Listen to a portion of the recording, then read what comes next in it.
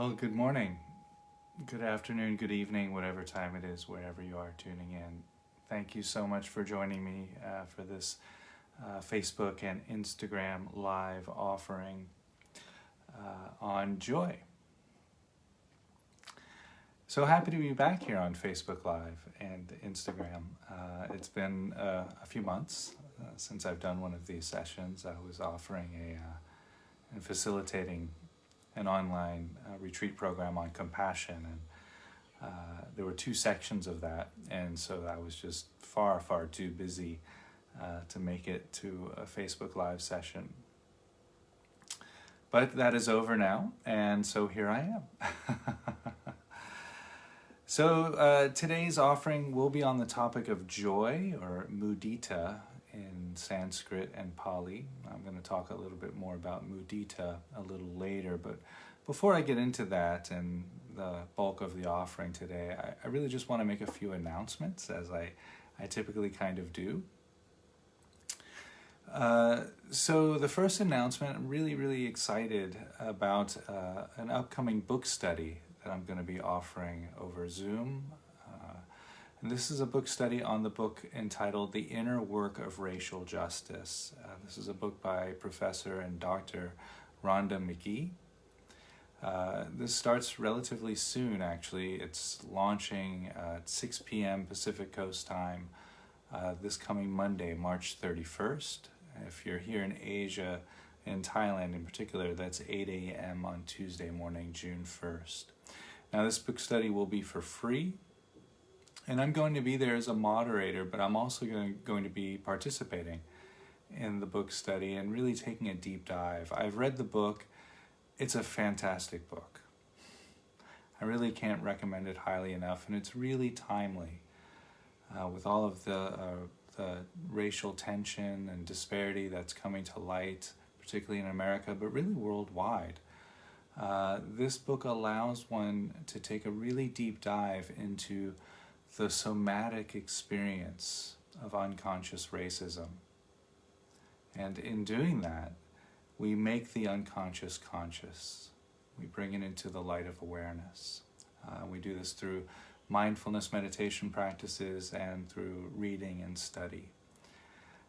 So please do join me for that. If you haven't already sent me a message of interest, please do, and I'll put your name on the list. I'll be sending out the Zoom links the evening prior to the first session. Probably be meeting every other week with that to allow enough space and time for everyone to enjoy the practices that are outlined in the book. Also want to announce that I'll be here on Facebook Live and Instagram for the next 4 weeks every Friday. So this same time, it's Friday morning here in Thailand, Thursday evening for those of you tuning in the States. I'll be here this same time for the next 4 weeks talking about joy. What a great topic, actually. So I'm happy to be doing that. And it's really a way of leading up to the 8-week online retreat that I'm going to be offering on the practices of joy. Now, as I'm moving into announcing that, I'll give all of the details. So there are 2 sections to this retreat, just like the compassion retreat, if you're familiar, if you enjoyed that retreat with me. So the section 1 is really designed to cater to people who are in Asia, North America, South America, because of the time zones. So section 1 launches on Monday, June 28th at 8 a.m. and we finish on August 19th, which is a Thursday. That finishes for section 1 at 10 a.m. So the sessions are over Zoom. They're about 2 hours long with a break in the middle. And I just want to mention also that for section 1 and section 2, the sessions will be recorded just for the retreat participants.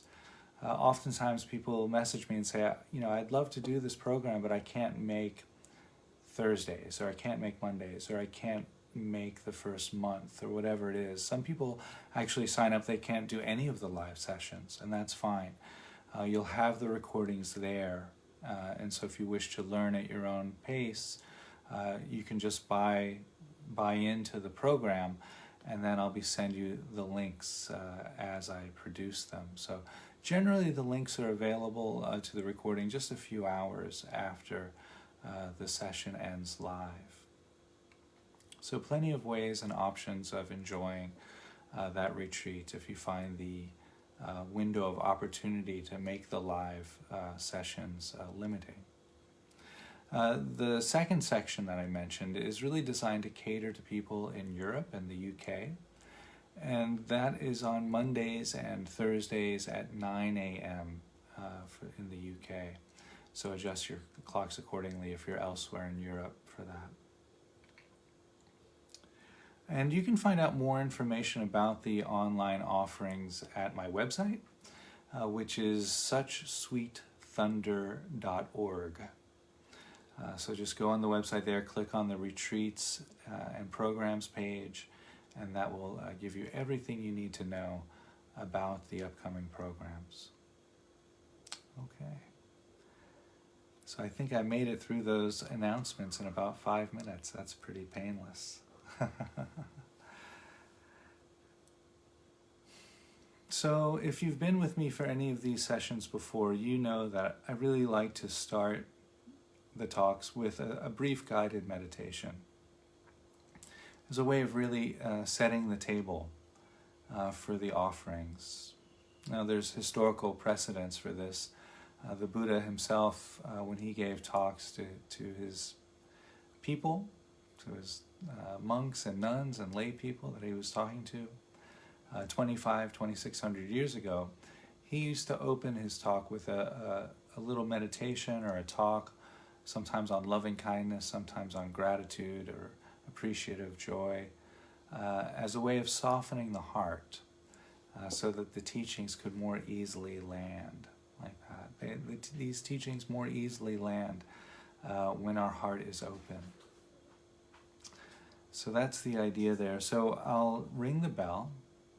You'll hear just one ring of the bell. And then I'll do a little bit of guiding. We might do this for about 10 minutes or so. And then we'll come back and I'll move into the talk on today's topic of joy, mudita.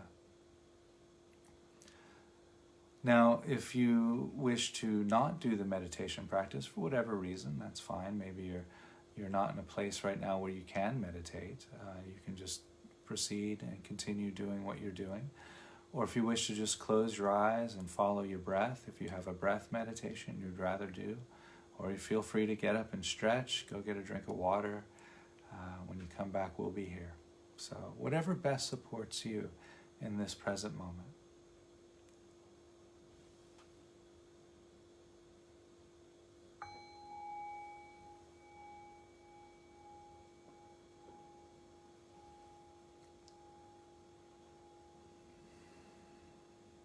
And so the invitation is now just to arrive here in this present moment.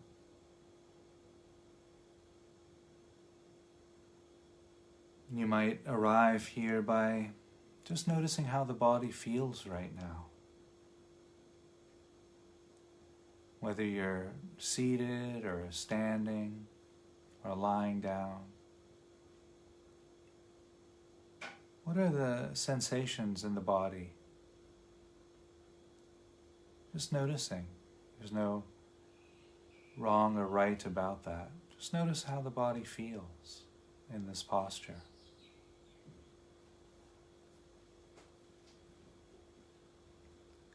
You could also arrive by taking a nice, long, nourishing, deep breath.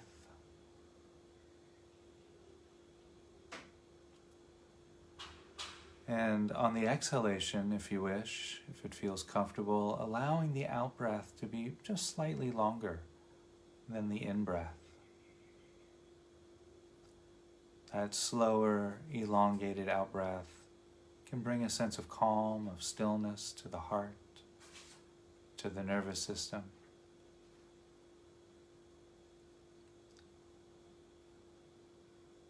So just finding your way into that resting.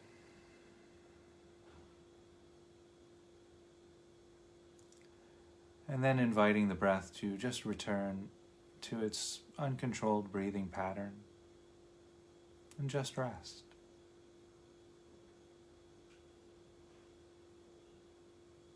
You might notice any tension or stress that might be held around the abdomen while we're noticing the breath. It's so common for the human body to want to contain tension or stress around the abdomen. And if we notice that, maybe we can just invite that tension or stress to soften, relax, rest. Just inviting the muscles in the abdomen to unwind and relax.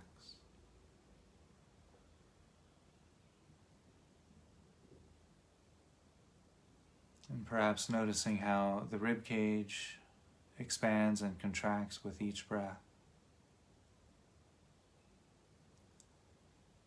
You might notice the rising and falling of the shoulders as you inhale and exhale. And perhaps noticing how the back moves out as you breathe in as you breathe out.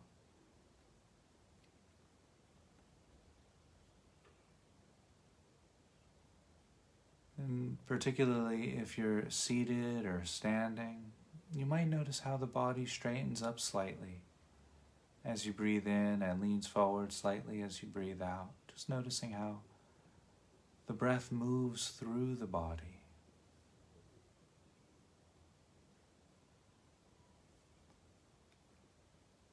You might also notice the temperature changing from cooler to warmer at the nose and the back of the throat with each breath.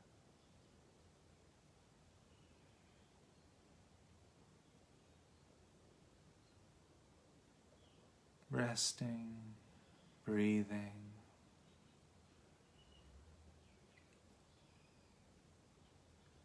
And if you wish, if it feels comfortable, now would be a great time to include any sensations arising from the feet into this experience. If you'd rather just stay with the breath, that's fine too. But if you wish, exploring sensations arising from the feet and just inviting the muscles in the feet to grow soft, relax, and rest.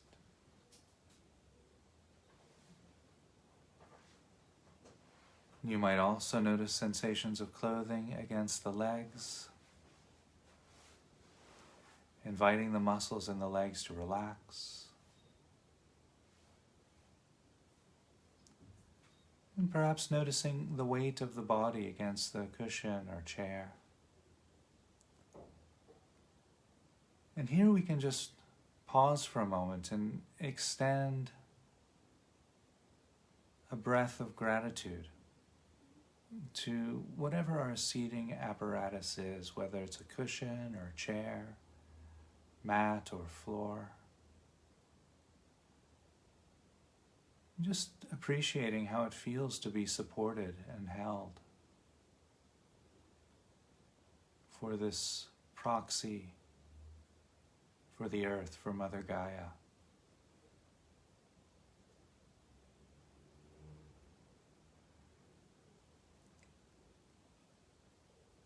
And if you wish, if it feels like the time to do so, you might also notice sensations of clothing against the back.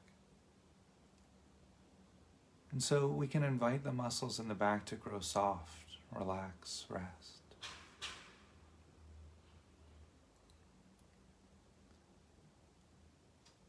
There might be sensations of hands resting against the body or perhaps touching each other. The arms resting against the body.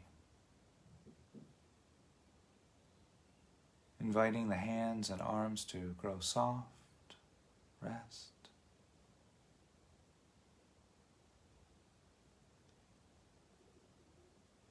You might also notice sensations of clothing against the shoulders,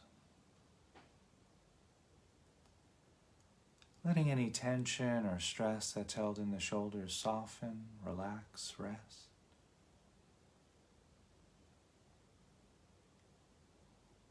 Noticing sensations arising from the back of the neck, the sides of the neck. Inviting the muscles in the neck to relax, unwind, grow soft.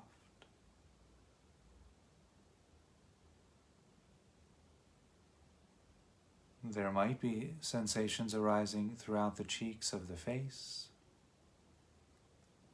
And so here, just letting any tension or stress that's held in the face go. Just inviting the muscles there to soften, rest.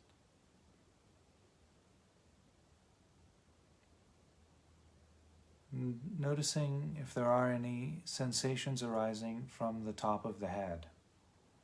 Just noticing the crown of the head, whatever's arising there.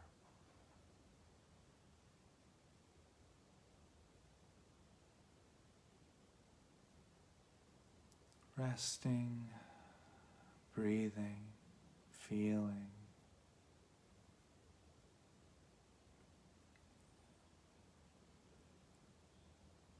And while resting here with the breath and body, if it feels right, if you wish to explore the sounds of the present moment, you can now just open awareness to include any sound.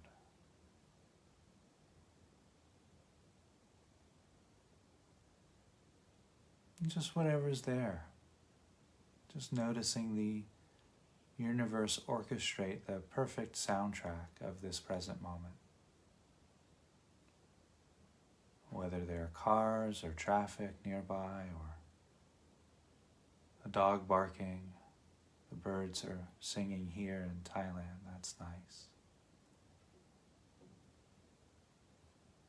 And so here we just use the sounds as a part of the meditation practice. There's nothing to struggle against.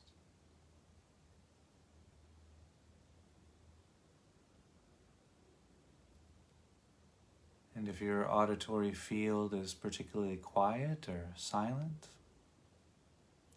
just notice the silence, listening to the sound of silence.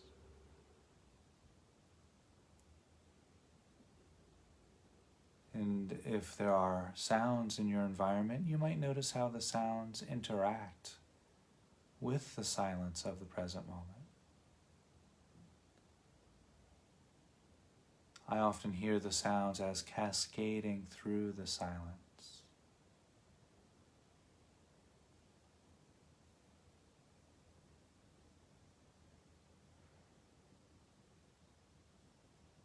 Resting, breathing, feeling.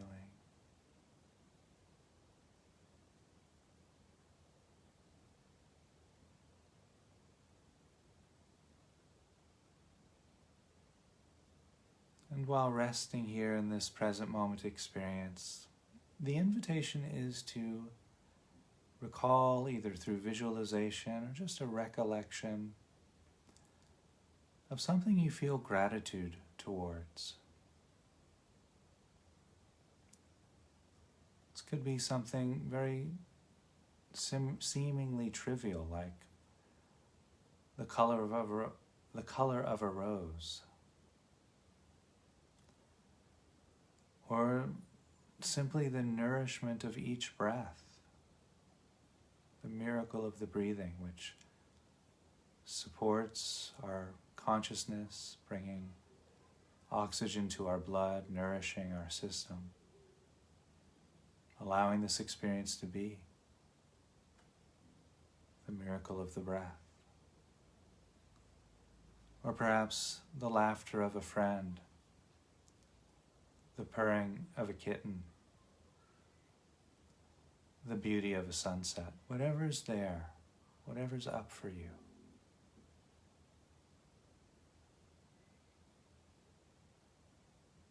And just taking a breath or two to allow this experience, which you feel grateful for, to come into focus.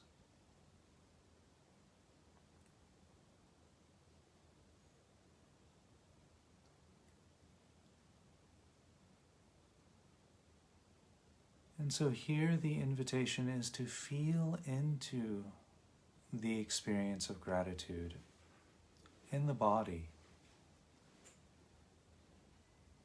How do you know physically that this experience of gratitude was an experience of gratitude? Where does that message land for you?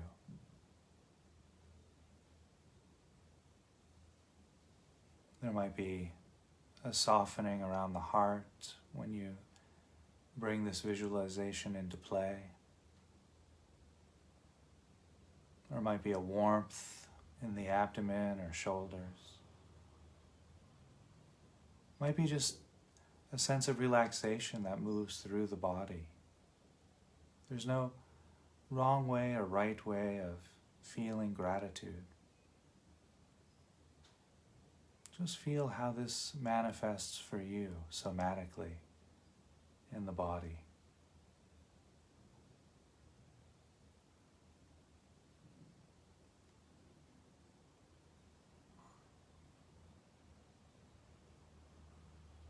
And while feeling into this experience of gratitude, the invitation is now to go into the experience of gratitude as much as you possibly can. Submerging yourself in the experience of gratitude as if you are submerging yourself in a warm tub of water or in a swimming pool or in the ocean.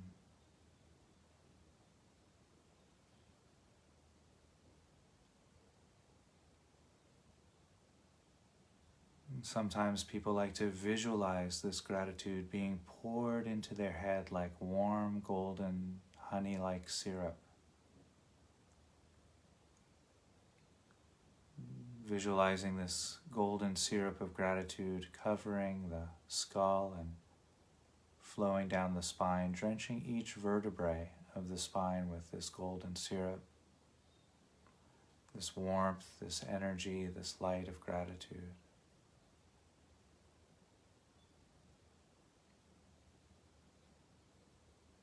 And then allowing this warm golden syrup, this warmth of energy and gratitude to fill the entire body.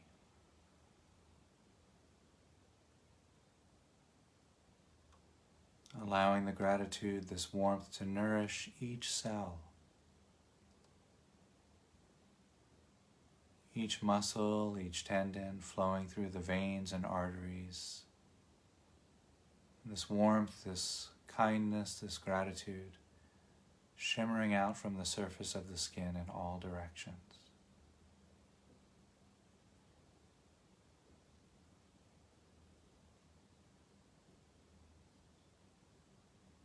Resting, breathing.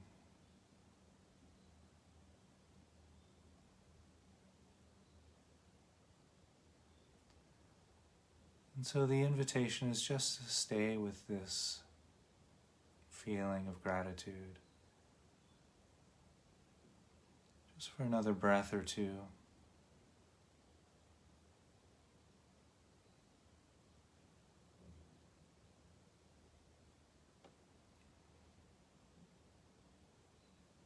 And so in the next breath, we'll begin to shift away from this guided meditation and back into our conversational space. And I'll cue that by ringing the bell 3 times.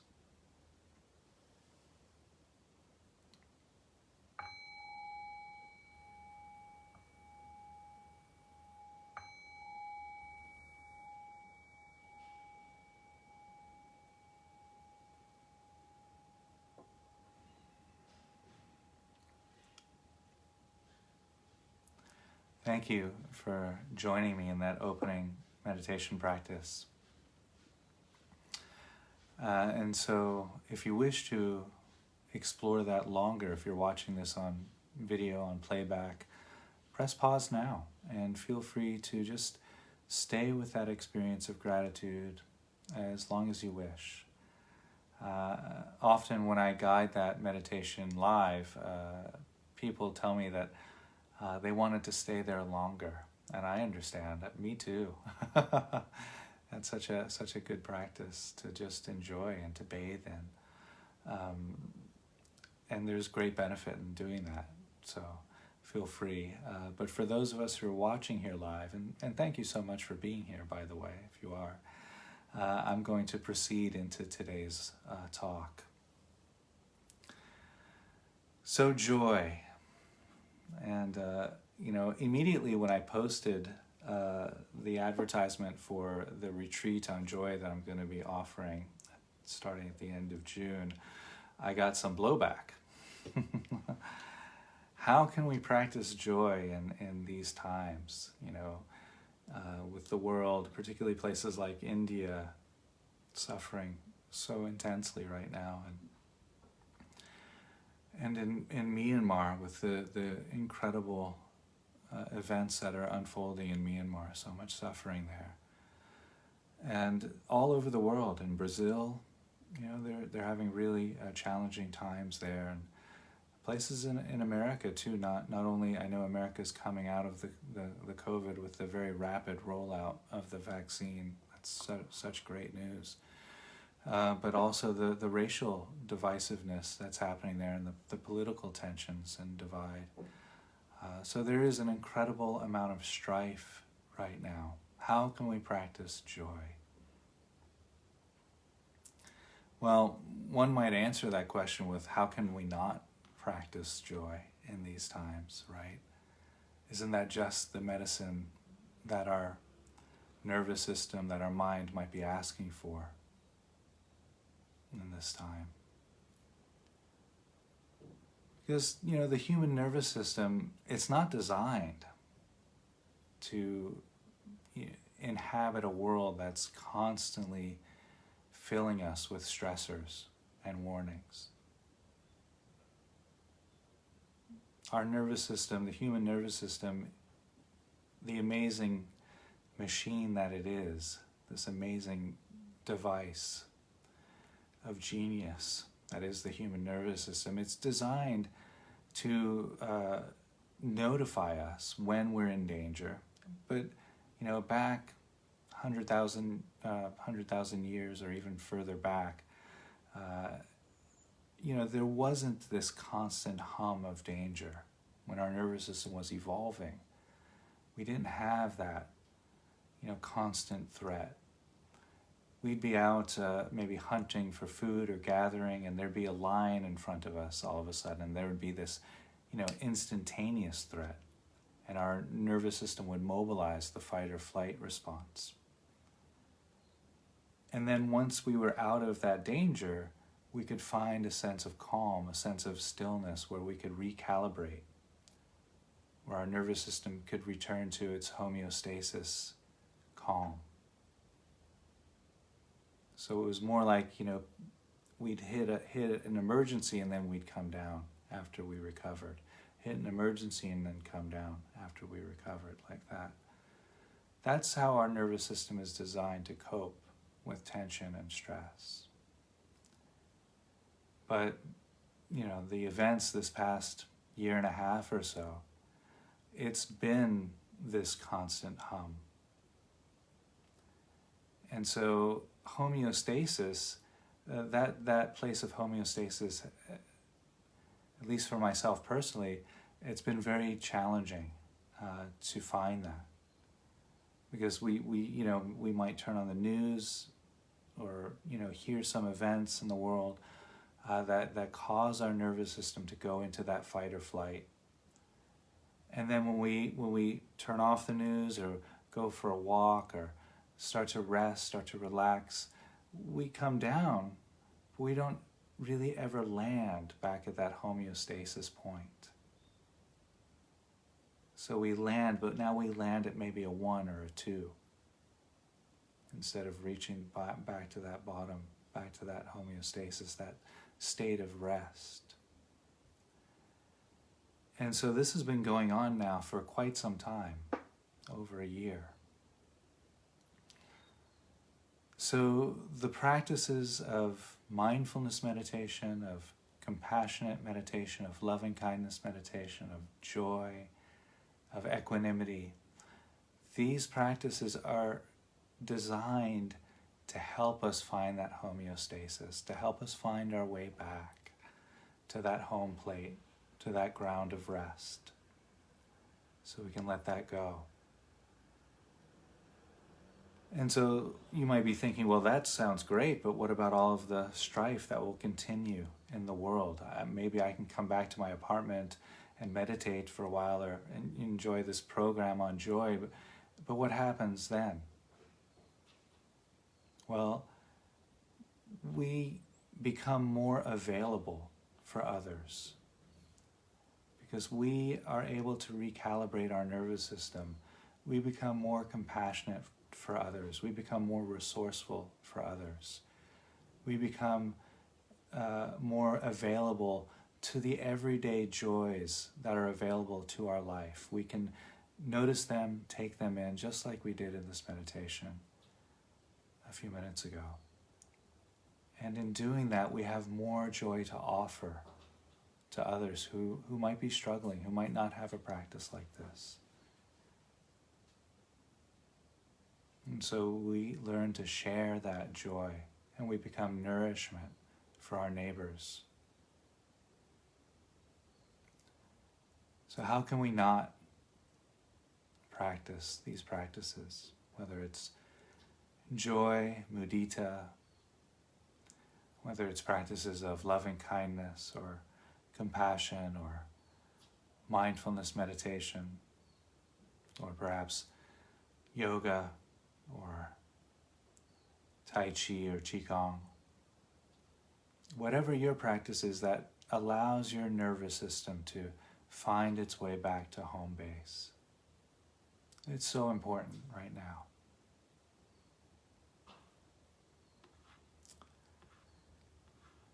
So, particularly the practices of joy and some of the other practices that we'll be taking a deeper dive into over the next 4 weeks on Facebook Live and on the 8-week joy retreat that I'm offering. They're not only helping us recalibrate in the way that I just described, but they're also designed to allow us to balance out the human negativity bias. This is another great way of finding our home base, if you will. And coming back to that evolutionary process of the human nervous system, as we were evolving as the human species, we had to be able to pick out the dangers in our environment. We had to be able to know that the rustling in the bush was a snake every time we heard that rustling of the bush, even when it was just the breeze, or even when it was just a rabbit rustling in the brush. Our nervous system had to interpret that as something to be scared of, because the 1 in 100 times that it was a snake, that would harm us or prevent us from passing our genes to the next generation, right? So it was beneficial for our mind to interpret every threat as a life-threatening danger. Everything that even took the shade of being threatening, our nervous system had to interpret that as something that would keep us from seeing our grandchildren. And it worked. We're all still here. But the problem is that tendency is outdated. We don't need that any longer. We don't live in that kind of world anymore. And so, you know this from your own experience probably, right? If you have a list, a to-do list of 20 things to do, and you set out on your day and you get all 19 of them perfectly right, and the 20th one goes horribly wrong, what's the aspect of that you're going to think about for the next week or two, right? And so that's our negativity bias. We're always focused on what we could have done better rather than what we did perfectly well. And so some of the blowback that I've received about offering a joy retreat or about these practices of joy and loving kindness really is that it enables toxic positivity. This isn't about toxic positivity. This is about balancing our view so that we can see both equally the positive things in our environment, in our life, and the negative things. So that we're not only noticing the one thing that went wrong for the foreseeable future, but we're also noticing the 19 things that went right. Joy is a great practice for this, really is. I can't tell you how much benefit I myself have received in this way by embarking on these practices of mudita, of joy. So joy is really known in some circles, and particularly in the Tibetan tradition, as the trembling of the heart in the face of happiness. Joy is what arises when our open nervous system, our open awareness meets happiness. Beautiful, right? And it is kind of seen as the opposite side of the coin, or the flip side of the coin, to compassion. Compassion is the heart that trembles in the face of suffering. When open awareness, when mindfulness meets suffering, we feel compassion. We feel we want to be free from that suffering, right? Or we wish others be free from that suffering. That's the trembling of the heart in the face of suffering. That's compassion. Very similarly, when we experience happiness, our own happiness or others, our heart trembles with that experience of joy. And sort of counterintuitively, what tends to happen there is we can begin to close down, because that experience, that trembling of the heart, feels so unfamiliar. It feels kind of threatening in some ways. Now this is what brings rise to reactivity, when we close down around that trembling of the heart, whether it's trembling of the heart in the face of suffering or trembling in the heart of the face of happiness. It's the same closing down. It's our habitual reactive pattern. And so there are many ways the heart closes down around the experience of happiness. I'm just going to mention one of those today because I do have a few more talks after this, and so I'll save some of those for the preceding talks. But for me, the primary obstacle of joy, the primary, what's known in the Tibetan traditions as the enemy of joy, is the inner critic. And so if you join me over the 8-week offering, our task at hand will be to locate and assassinate the inner critic. So we do that by embarking on many, many different types of meditation, different doorways in to joy, different doorways into that trembling of the heart. And when we start to move in to that trembling of the heart in meditation practice, the voice of the inner critic can appear, can say things like, "Oh, you don't deserve this," or you should be doing other things, or what about the suffering that's happening around the world? Those are all resistances to joy. You might be feeling that now as you're listening to this talk, or perhaps at the opening meditation practice, you might have felt some resistance there. That's normal. It is the normal tendency to do that. But just like our negativity bias, that tendency is outdated. We don't need to do that. We can actually open and recover our ability to be more receptive to the joys that are inherent in life. The joy of the sunset, the joy of our neighbor's smile, the joy of the rose, the joy of having a functional mind for which to listen to Dharma talks or to meditate with. There's all of these joys that are replete within our life circumstance, even if we're in a marginalized place. There's almost always something that we can find joy in. Now, I do want to honor that if we are in a marginalized community or living in less than par conditions, that's challenging. That's very challenging.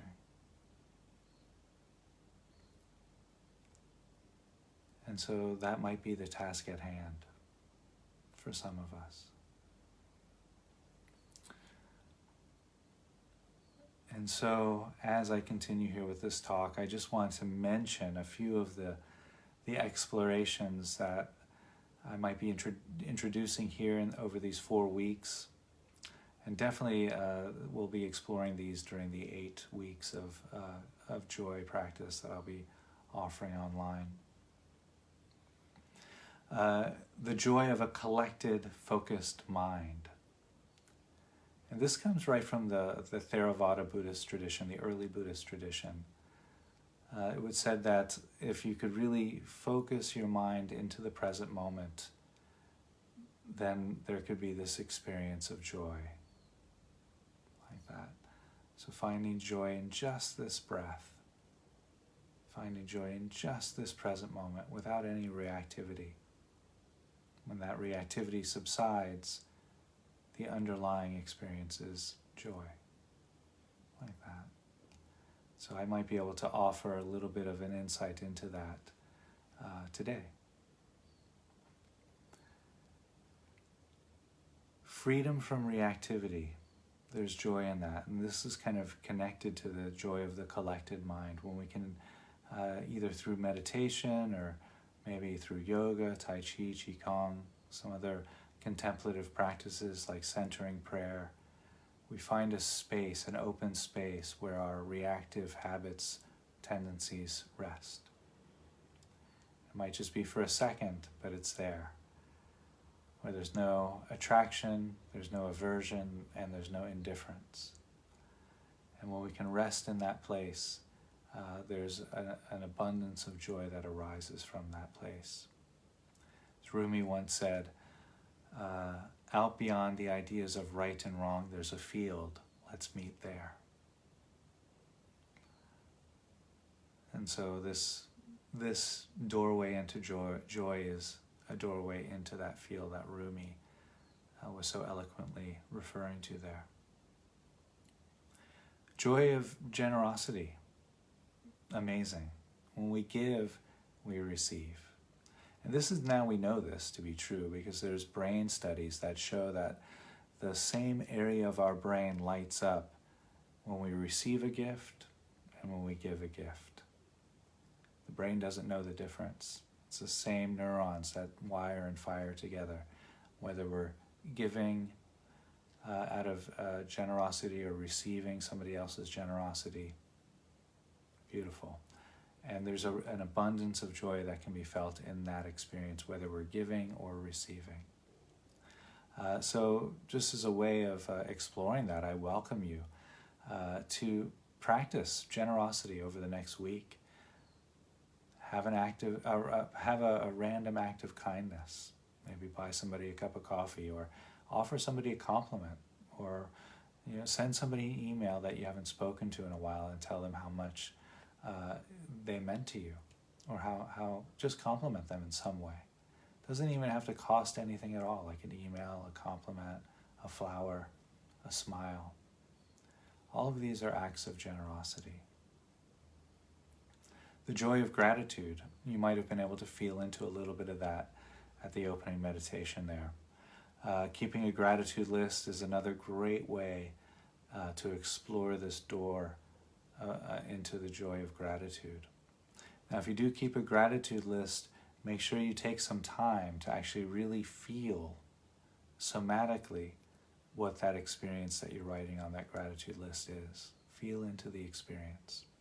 Very important part of that gratitude list that's often overlooked. Like that. Sympathetic joy. And this is a really great practice.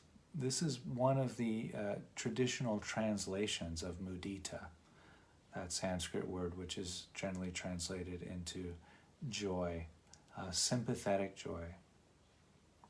And this is really taking joy in the success of others, and other people's happinesses, other people's reasons for celebration. We feel those as our own. Beautiful practice.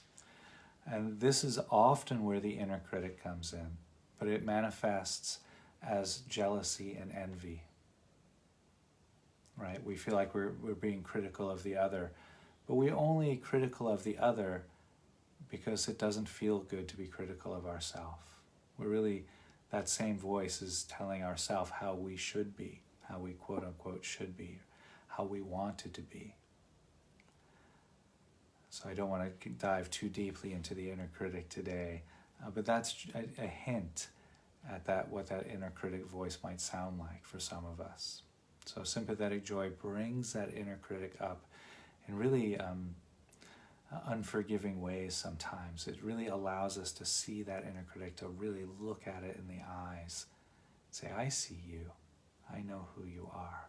You don't need to be here anymore. And we hug the inner critic and we let him go, or her go.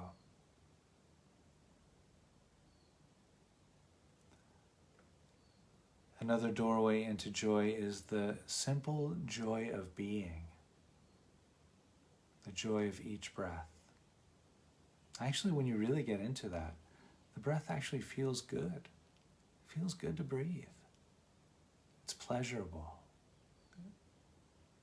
So just to recognize that.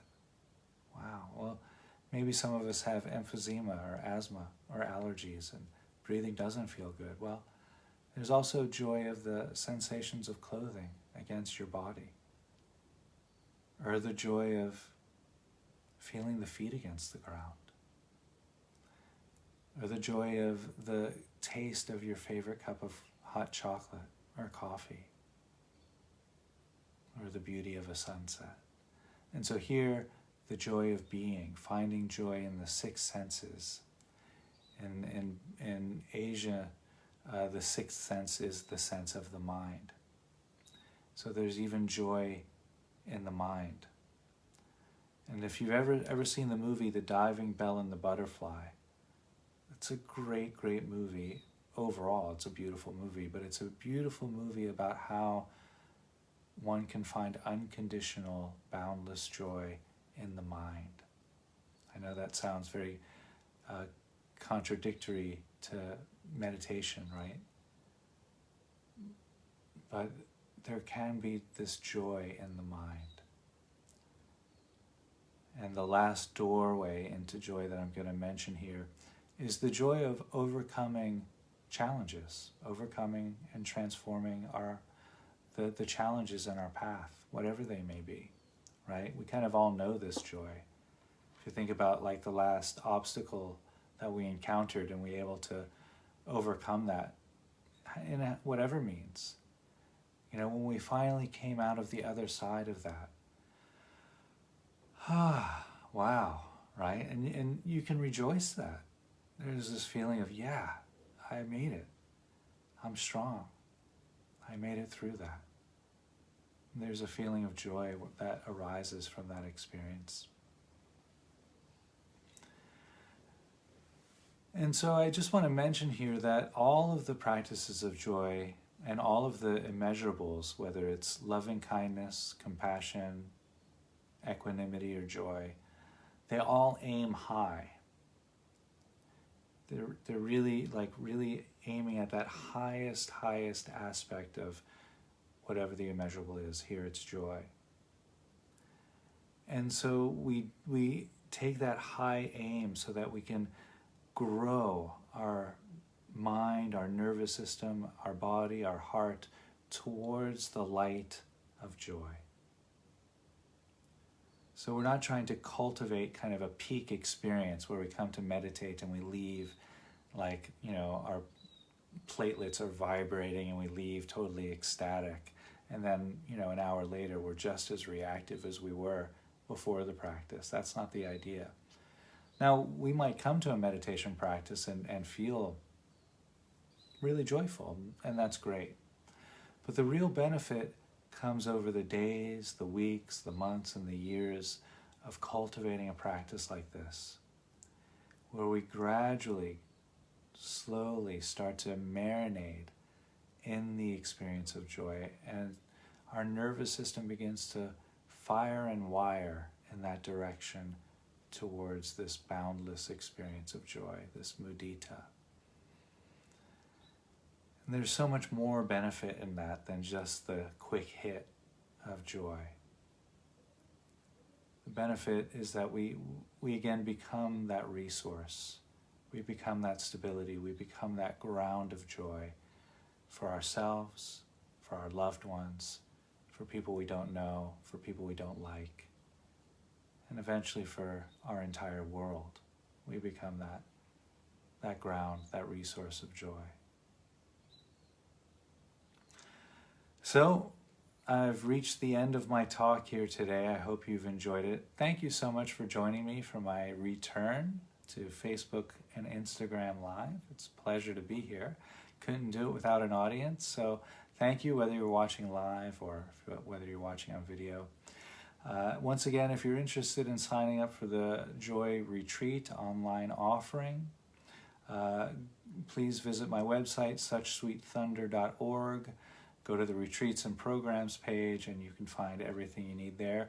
Or if you want to just sign up now, just message me and tell me you're interested in signing up, and I'll get you signed up. That'll be great. I will be back at the same time next Friday, doing more of the same, offering another talk and perhaps more meditating on joy. Have a great weekend and a great week, and I'll see you there. I'll ring the bell to make it official.